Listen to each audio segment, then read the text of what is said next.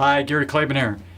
I was looking up phobias, and there's actually a phobia for everything: wind, water, knees, of course, snakes, and all sorts of weird stuff. And, it's just how we are. We've got a lot of phobias. Well, there's a study just came out from Transamerica 18th annual study in 2018, retirement survey about the three greatest fears in retirement.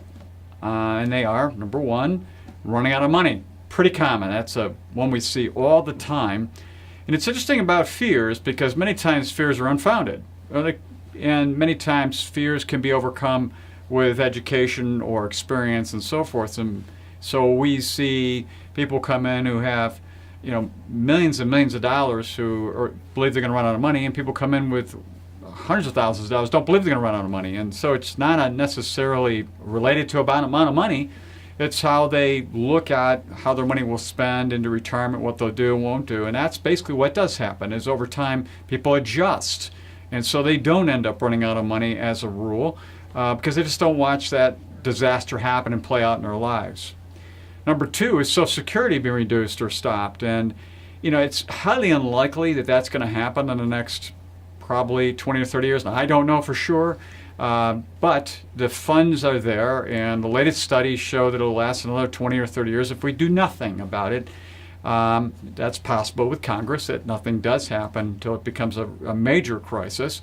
But most likely that's going to be around for a while, at least for those who are 60 plus and so forth. Maybe it's going to change in the future where it isn't available.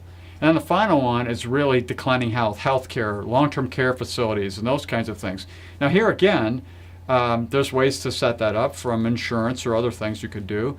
And certainly, as things do happen in life, we can do various different ways to handle that to make sure the healthcare is being handled in a variety of ways, from home health care provided by family members or others to full care being provided by professionals or somewhere between, and there are dollar costs along the way for that. So there are ways to be able to handle those kind of things so that fear is hopefully going to be unfounded. But these are real fears, and people do actually have these things happen to them.